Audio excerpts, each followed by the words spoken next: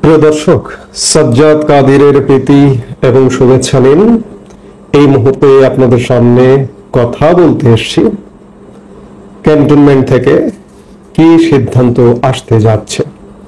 আমি শিরোনামটা সরাসরি ক্যান্টনমেন্ট থেকে সিদ্ধান্ত আসতে যাচ্ছে এমনটাই বললাম, কারণ ইতিমধ্যে বাংলাদেশের মানুষ জেনে গেছে যে আমি যে মুহূর্তে এই ভিডিওটা রেকর্ড করছি ঠিক সেই মুহূর্তে ক্যান্টনমেন্টে সেনা কর্মকর্তাদের সাথে সেনা প্রধানের বৈঠক চলছে এবং দেশের বিভিন্ন ভাগে তিন বাহিনী প্রধান এবং প্রধান উপদেষ্টার সাথেও বৈঠক হবার কথা আছে এমনটাই জানা যাচ্ছে। বিশেষ করে এটি সর্বসাধারণকে জানার পথ উন্মুক্ত করে দিয়েছেন ভারতের নয়াদিল্লির বিখ্যাত সাংবাদিক চন্দন নন্দীর খবর থেকে, চন্দন নন্দীর সংবাদ থেকে। আমি চন্দন নন্দী দাদাকে সাধুবাদ দিতে চাই যে তিনি বাংলাদেশ নিয়ে একের পর এক অনুসন্ধানী কর্ম করে যাচ্ছেন, বাংলাদেশের মানুষকে সচেতনতায় একটা বড় ধরনের ভূমিকা পালন করছেন। সেই জায়গা থেকে চন্দনদা আপনাকে অশেষ ধন্যবাদ, কৃতজ্ঞতা। আমি যেটি বলছিলাম যে ক্যান্টনমেন্টে বৈঠক চলছে, আপনাদের মনে আছে নিশ্চয়ই ঠিক এমনি একটি বৈঠক হয়েছিল 3 আগস্ট 2024। সেই বৈঠক থেকে একটি গুরুত্বপূর্ণ সিদ্ধান্ত এসেছিল 5 আগস্টের সরকার পতনটি, কিন্তু সেই বৈঠকটি সরকার পতনকে ত্বরান্বিত করেছিল। আজকের বৈঠকে কি হবে সেটি বলা কঠিন। আজকের বৈঠকটি মূলত মিয়ানমারে রাখাইন রাজ্যে যে হিউম্যানিটেরিয়ান করিডোর সেটি নিয়েই। চন্দনদার রিপোর্টে যেটি বলছে যে সেটি হচ্ছে যে গত 18 তারিখে প্রধান উপদেষ্টা ডক্টর মোহাম্মদ ইউনূস, জাতীয় নিরাপত্তা উপদেষ্টা খলিলুর রহমান, যিনি আবার রজার রহমান আসলে নামে পরিচিত, আমরা ইতিমধ্যে চন্দনদার রিপোর্টে দেখেছি। এছাড়া সেনাবাহিনীর সশস্ত্র বাহিনী বিভাগের principal staff officer PSO Kamrul Hasan 18 তারিখে একটি বৈঠক করেন। সেই বৈঠক থেকে সিদ্ধান্ত হয় যে মিয়ানমারের যে হিউম্যানিটেরিয়ান করিডোর, এই করিডোর ইস্যুতে জেনারেল ওয়াকারুজ্জামান দ্বিমত আছে, তাকে কিছুতেই রাজি করানো যাচ্ছে না। সেই বৈঠকে তারা সিদ্ধান্ত নেন যে মার্কিন চার্জ d'affaires ট্রেসি অ্যান্ড জ্যাকবসনের দ্বারা তাকে দিয়ে সেনাপ্রধানকে বলিয়ে রাজি করানো, এবং সেটি গতকালকে হয়েছে। গতকাল দিনের প্রথমার্ধে হয়েছে, কিন্তু সেনাপ্রধান তাতে রাজি হয়েছেন কিনা চন্দনদার রিপোর্টেও সেটি বলা হয়েছে। কেউ কেউ বলছেন যে অনড় আছেন, কি আছেন, এটি আসলে বোঝা যাবে যে আজকের বৈঠকের পরে কি হচ্ছে। আমরা যতদূর জানি যে সেনাপ্রধান এই করিডোরের ব্যাপারে নেতিবাচক, অর্থাৎ করিডোর নিয়ে তিনি আগ্রহী নন। করিডোর নিয়ে আগ্রহীটা হবেন কেন? আমরা নিকট অতীতে যদি রাশিয়া ইউক্রেন যুদ্ধের আবহে সেখানে যদি হিউম্যানিটেরিয়ান করিডোর দেখি, সেখানে নেতিবাচক ঘটনা আছে। এটি ভিন্ন আলাপ, বিস্তারিত আলাপ করতে হয়। আবার ইসরায়েল প্যালেস্টাইনের হিউম্যানিটেরিয়ান করিডোর নিয়ে নেতিবাচক অভিজ্ঞতা আছে।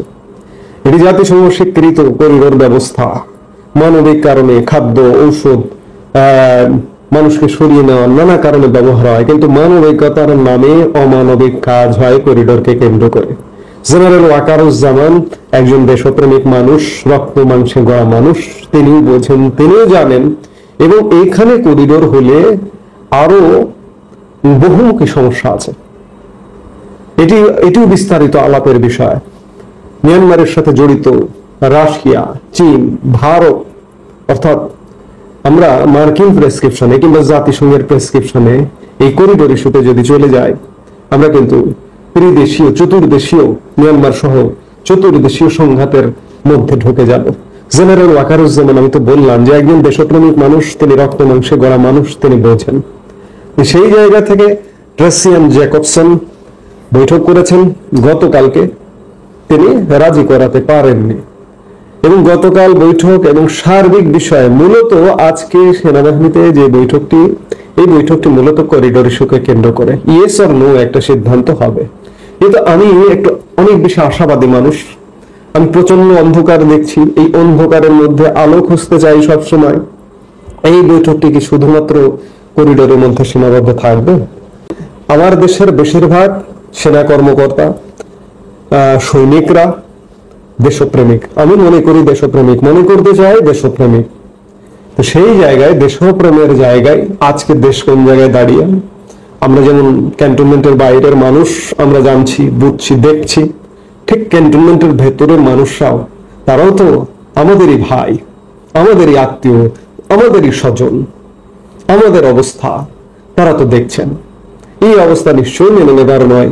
সেই জায়গা থেকে তাদের মধ্যেও এমন ভাবনা, এমন মন্তব্য আসতেই পারে বৈঠকে যে দেশ যেভাবে চলছে, শুধু করিডোর ইস্যুতে সিদ্ধান্ত হলো ভালো কথা, আমরা করিডোরে যাব না, কিন্তু দেশ যেভাবে চলছে তাতে কি আমরা থাকবো কিনা, এমন সিদ্ধান্ত যদি আসতেই পারে।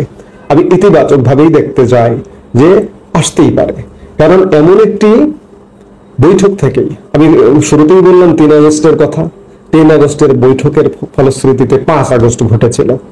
আজকে 20 মের বৈঠক থেকে কি ঘটতে যাচ্ছে?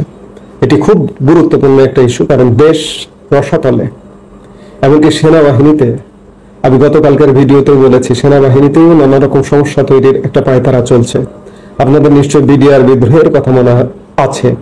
আজকে সৈনিকদের খেপিয়ে দেওয়ার পায়তারা চলছে। দেশি বিদেশি ষড়যন্ত্রকারীরা নানাভাবে, বিডিআর বিদ্রোহের তিক্ত অভিজ্ঞতা হয়েছিল, নানা রকম কুচক্রী অফিসারদের বিরুদ্ধে খেপিয়ে তুলতে চাইছে।